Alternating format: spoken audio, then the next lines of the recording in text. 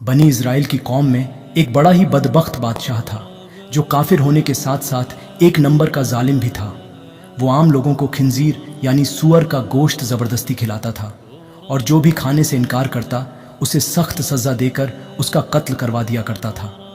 एक बार बादशाह की नज़र उसी ज़माने के एक बड़े ही नेक और अल्लाह के प्यारे आबिद शख्स पर पड़ी और उसने अपने सिपाहियों को हुक्म दिया कि उस आबिद शख्स को दरबार में बुलाया जाए।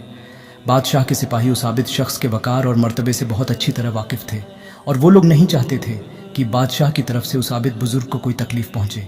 इसलिए एक सिपाही ने बुज़ुर्ग आबिद शख्स से कहा कि आप मुझे एक बकरी का बच्चा ज़बह करके दे दें, ताकि जब बादशाह आपके सामने सूअर का गोश्त लाने को बोलेगा तो मैं वही बकरी के बच्चे का गोश्त लाकर रख दूंगा। इससे बादशाह को लगेगा कि आपने उसकी ख्वाहिश के मुताबिक सूअर का गोश्त खा लिया है और इससे आप कत्ल और हिलाक होने से बच जाएंगे। आबिद बुजुर्ग ने सिपाही की बात मानते हुए उसे बकरी का बच्चा ज़बह करके दे दिया। फिर जब आबिद बुजुर्ग को बादशाह के सामने लाया गया तो बादशाह ने हुक्म दिया कि मेरे सामने सूअर का गोश्त खाओ। आबिद बुजुर्ग ने कहा, मैं हरगिज़ नहीं खाऊंगा। सिपाही ने आंखों आंखों में इशारा करके बुजुर्ग को बताया कि ये वही बकरे का गोश्त है जो आपने मुझे ज़बह करके दिया था, इसलिए आप बेझिझक इसे खा लें। लेकिन आबिद बुजुर्ग ने बादशाह के सामने वो गोश्त खाने से इनकार कर दिया। रिवाज के मुताबिक उस जालिम बादशाह ने हुक्म दिया कि इसका कत्ल कर दिया जाए।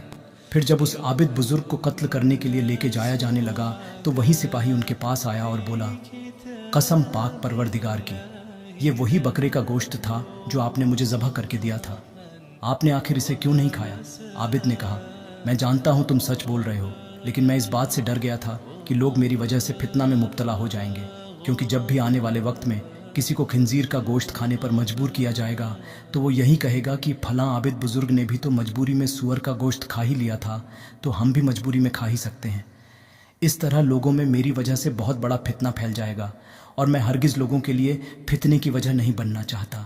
इतना कहकर वो आबिद बुजुर्ग खामोश हो गया और फिर जल्लाद ने उनका सर तन से जुदा करके उन्हें शहीद कर दिया।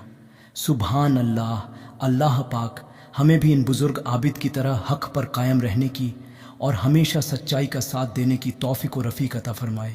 आमीन सुम्मा आमीन। वीडियो को लाइक करके शेयर ज़रूर करें। शुक्रिया।